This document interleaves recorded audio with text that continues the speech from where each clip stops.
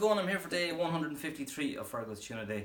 As I mentioned yesterday, we have a new album coming out in a couple of weeks' time. We recorded an album in Ann Arbor, Michigan, a live album back in February. So that's available for pre-order right now. So if you want to click the link below, you can pre-order it and get access to some discounts and stuff on the We Banjo 3 store as well. So I'm going to play one of the tunes that is, I think we recorded on our first album, and it is on this in a slightly different format, different setting.